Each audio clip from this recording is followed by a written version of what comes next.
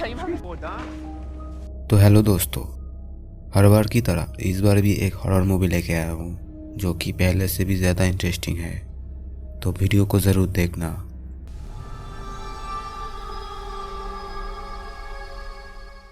Movie की शुरुआत में हम एक लड़का और लड़की को देखते हैं जो कि किसी से छुप रहे होते हैं और वो लड़की बहुत ही डरी हुई थी और रो भी रही थी और वो लड़का उसे चुप रहने के लिए कहता है। फिर वो लड़का बाहर झांकने की कोशिश करता है और तभी कोई एक तलवार को उसके बॉडी के आर पार कर देता है। फिर वो उसके बॉडी को बाहर खींच लेता है और ये देखकर लड़की बहुत ही चीखती है और तभी उसकी तरफ कोई एक काटा हुआ सर फेंकता है। फिर वो लड़की भागने लगती है लेकिन वो किलर उसके भी पेट में तलवार घुसा देता है और उसकी भी जान लेता है। फिर वहां से सीन शुरू होता है और हम लोग 3 दोस्तों को देखते हैं और उसमें से एक कपल था जिनका नाम नाताशा और जेसन होता है और उनके साथ उनका एक फ्रेंड था जिनका नाम मिक था। इसके बाद वो तीनों कहीं घूमने जाने का प्लान बनाते हैं और मीको ने कहता है कि इस बार हमें कुछ एडवेंचरस करना है और किसी हॉन्टेड प्लेस पर जाना चाहिए। जेसन और नाताशा उसकी इस बात पर हाँ कर देते हैं। फिर मीको ने बताते हैं कि मैं एक हॉन्टेड प्लेस को जानता हूँ और उस प्लेस का नाम चार्लीज फार्म है और हम लोगों को वहाँ पर कैंपिंग के लिए जाना चाहिए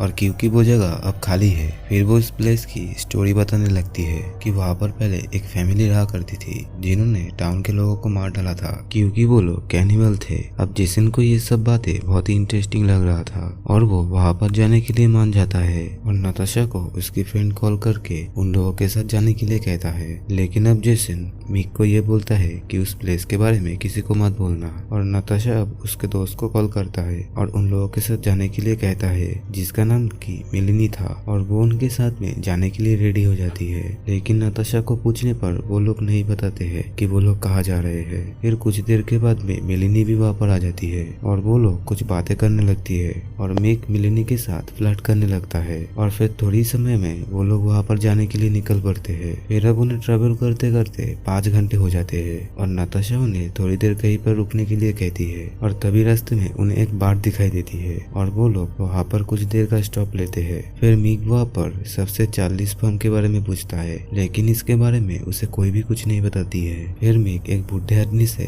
उस फार्म के बारे में पूछता है लेकिन वो आदमी उन पर गुस्सा करते हुए उन लोगों को वहाँ पर जाने से मना करती है। फिर वो आदमी उसे बताता है कि कुछ साल पहले वो और उसके दोस्त उस प्लेस पर गए थे और वो बहुत ही खतरनाक था और तुम लोगों के लिए यही अच्छा होगा कि तुम वहाँ पर ना जाओ और यहाँ से तुम वापस चले जाओ जहाँ से तुम आए हो। मिक उसके बातों को सीरियसली नहीं लेता है और जेसन सभी लोगों को वहाँ से बाहर निकलने के लिए कहता है। अब इसके बाद उस बुरे आदमी के साथ वाला आदमी पीछे से उन लोगों को आवाज देती है और कहता है कि वो जगह बहुत ही खतरनाक है और जो भी वहाँ पर जाता है वो कभी भी वापस नहीं आता है और इसलिए तुम्हें भी वहाँ पर नहीं जाना चाहिए। लेकिन मिक उसकी एक भी बातों को नहीं सुनता है और उसे बुरा भला कहकर उससे लड़ाई करने लगता है और तभी वो आदमी गुस्से में आके उसे चार्लीज फार्म के एड्रेस बोल देता है और बाढ़ में बैठे हुए लोग उन्हें देखने लगते हैं और वो लोग निकलने के कुछ समय बाद रात हो जाती है। फिर वो लोग रास्ते में ही कैंपिंग करने के लिए सोचता है। फिर निक उन्हें एक स्टोरी सुनाने लगती है जो कि उसने बचपन में चार्लीज फार्म के बारे में सुनी थी।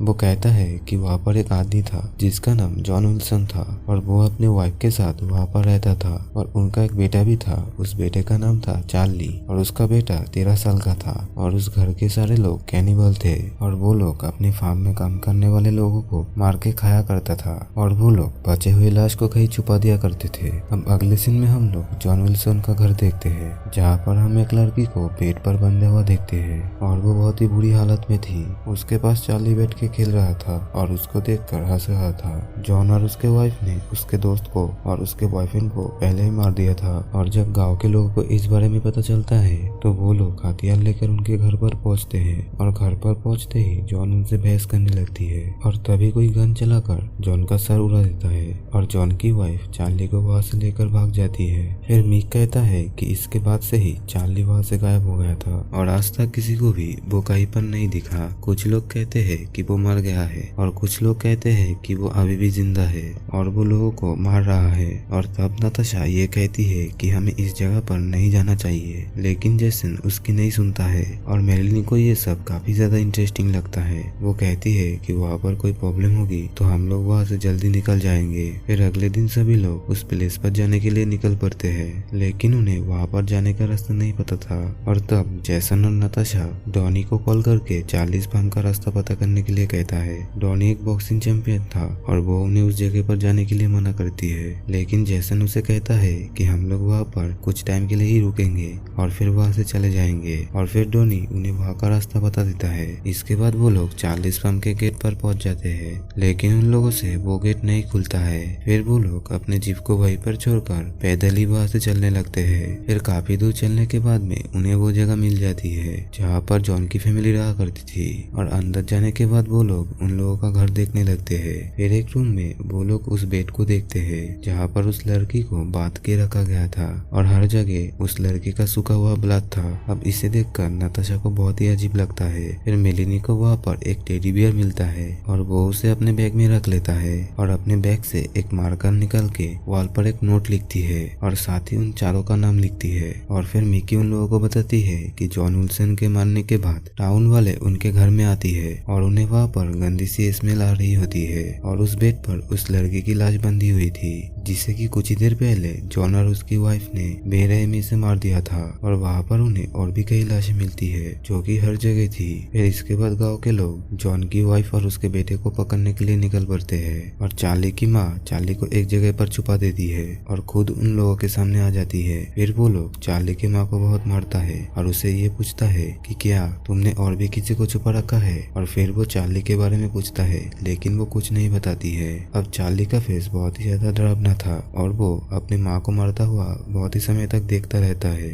लेकिन उसकी आंखों से एक भी आंसू नहीं निकलता है। और फिर वो लोग उसकी माँ को पीट पीट कर मार डालते हैं। फिर ये सब सुनकर मेलेनी और नताशा को डर लगने लगता है और मीक उनका डर भगाने के लिए उन्हें एक जोक सुनाने लगता है। और अब रात होने लगती है और सभी लोग सोने के लिए जाती है, लेकिन मेलेनी ने अभी भी चार्ली के टेडी को अपने पास रखा था। फिर रात में अचानक मेलेनी की नींद खुल जाती है और उसे अपने दरवाजे के सामने एक बड़ा सा आदमी खड़ा हुआ दिखाई देता है, लेकिन वो नींद में ही होती है और वो उस पर ध्यान नहीं देती है और फिर वो सो जाती है। फिर अगली सुबह वो सभी नींद से उठते हैं और उन्हें बाहर दो बैकपैकर्स आते हुए दिखाई देते हैं जिनका नाम गॉर्डन और एलिजा था। वो लोग कहता है कि कुछ दिन पहले कुछ बैकपैकर्स ने इस जगह के बारे में बताया था जो कि इस तरफ आ रहे थे। फिर वो लोग आपस में मिलकर बहुत ही खुशी थे और वो सब मिलकर नाश्ता भी करते हैं। फिर मेलेनी को बैग में वो टेडी बियर नहीं मिल रहा था। फिर नताशा जैसन और मिक से पूछते हैं कि कहीं ये तुम्हारी शरारत तो नहीं है, पर वो उन्हें बताती है कि टेडी बियर उन्होंने नहीं लिया है। फिर मेलेनी उसे बताती है कि कल रात उसने एक आदमी को उसके सामने खड़ा हुआ देखा था जो कि काफी ज्यादा बड़ा था, लेकिन कोई भी उसके बात पर यकीन नहीं करता है। इसके बाद वो लोग सब बाहर घूमने के लिए जाते हैं और मीक और मेलेनी को एक साथ टाइम स्पेंड करना था तो वो लोग अकेले दूसरे ओर चले जाते हैं और दोनों को घूमते घूमते एक गड्ढा मिलता है जो कि झाड़ियों से ढका हुआ था और वहाँ से बहुत ही गंदी स्मेल आ रही थी। और दूसरी तरफ चारों को खराब गाड़ी दिखाई देती है और उसके बाद में दो कपल अकेला अकेला घूमने के लिए निकल पड़ते हैं। अब मीक और मेलेनी को एक तालाब दिखाई देता है। फिर मीक उस तालाब में नहाने के लिए उतर जाते हैं और बाद में वो मेलेनी को भी बुला लेती है। और इस तरफ हमें गॉर्डन और एलिसा को देखते हैं जो कि एक पुराने घर के बाहर होते हैं, जहाँ पर कि गॉर्डन को एक एक्स दिखाई देता है जिससे कि वो खेलने लगता है। फिर एलिना उसे उस एक्स को वापस उसकी जगह रखने के लिए कहता है। फिर वो दोनों अंदर चले जाते हैं जहाँ पर उन्हें एक बेड दिखाई देती है और वहाँ पर कई सारी पुरानी चीज भी होती है, जिसे देखकर एलिसा कहती है कि ऐसा लग रहा है जैसे कि कोई यहाँ पर रहता है और सभी को ये बताना चाहिए कि हम लोगों के अलावा और कोई भी यहाँ पर रहता है। लेकिन जैसे ही वो लोग वहाँ से बाहर निकलते हैं तभी चार्ली गॉर्डन के सीने में वही एक्स घुसर कर उसे मार देता है और ये देखकर एलिसा डर जाती है और अंदर से गेट लगा देती है और वो अंदर ही कहीं पर जाके छुप जाती है। फिर चार्ली अंदर गेट तोड़ के आ जाता है और अंदर आके वो पागलों की तरह उसे ढूंढने लगती है, लेकिन एलिसा उसे कहीं भी नहीं मिलती है।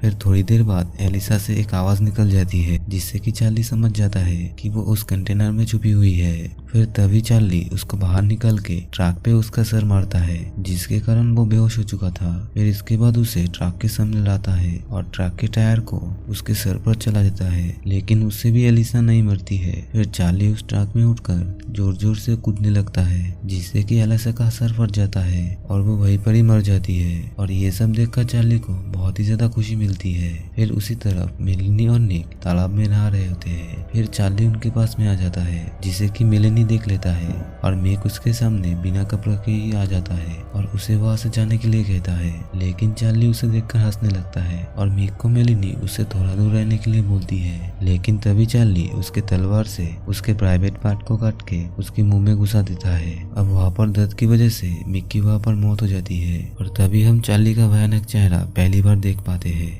और ये सब कुछ देखकर मेलिनी वहाँ से भागने लगती है और चार्ली उसके पीछा करने लगती है और मेलिनी को पकड़ के वो जमीन पे उसको जोर से पटक देता है और वो मेलिनी के मुंह में उंगलियां डाल के उसके मुंह को चीर देता है, जिससे कि मेलिनी मर जाती है। अब अगले सीन में हम डॉनी को देखते हैं, जिसे कि उन लोगों की फिक्र हो रही थी और इसलिए वो भी चार्ली फार्म पर आ गया था। और दूसरी तरफ नाताशा और जेसन एक दूसरे पुराने घर पर पहुंच जाते हैं, लेकिन नाताशा अंदर नहीं जाती है और थोड़ी देर के बाद में जब जेसन बाहर नहीं आता है तो नाताशा उसे ढूंढने के लिए अंदर चली जाती है। जेसन वहाँ एक जगह छुपा होता है और नाताशा को बोलता है कि उसने यहाँ किसी अजीब सी आदमी को देखा है और उसके हाथ में एक बड़ी सी तलवार थी और वो हमें मारना चाहता है। और तभी चार्ली भी वहाँ पर आ जाता है और उन्हें ढूंढने लगता है। अब नाताशा भी उसको देखकर बहुत ही डर जाती है और फिर वो दोनों वहाँ से भागते हैं और एक दीवार के पीछे जाके छुप जाते हैं। और तभी वहाँ पर डॉनी आ जाती है और वो चार्ली को जेसन समझकर नाताशा के बारे में पूछता है और तब चार्ली तलवार लेके उसके सामने आता है और डॉनी उसे शांत होने के लिए कहता है।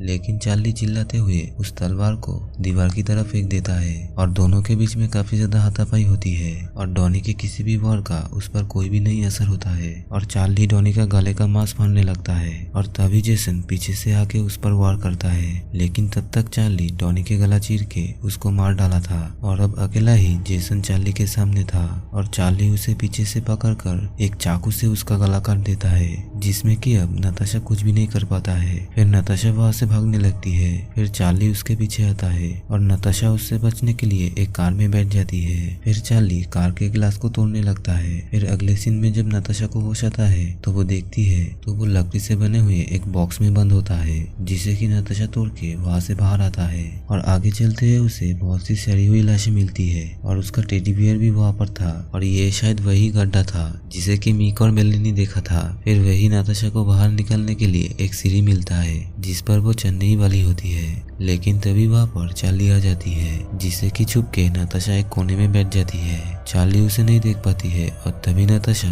सीढ़ी से चढ़कर ऊपर चली जाती है और ऊपर उसे वही रेस्टोरेंट वाला आदमी गन के साथ मिलता है, जो कि उसे वहां से निकलने के लिए हेल्प करने लगता है। और तभी वहां पर चार्ली आ जाती है और तलवार फेंक कर उसे मार डालता है, जिससे कि वो आदमी वहीं पर ही मर जाती है। इसके बाद नाताशा उस गन को उठा के चार्ली के ऊपर फायर करता है, जिससे कि चार्ली बेहोश होता है और नाताशा गन को फेंक के चार्ली को गालियां देते हैं और पास में खड़े एक ट्रक पर चली जाती है। लेकिन उसका डोर लॉक था और चाबी सीट पर रखी हुई होती है। नाताशा ट्रक के विंडो से चाबी निकलने की कोशिश करने लगती है, लेकिन तभी पीछे से चार्ली आ जाता है और उसी गन को नाताशा के पीठ के पीछे से घुसाकर उसके आर पार कर देता है और फिर वो गन को वापस बाहर निकाल लेता है और इसके बाद वो वहीं पर ही मर जाती है और चार्ली उसके लाश को वहां से लेकर निकल जाती है। और ये मूवी इसी के साथ यहीं पर एंड होता है।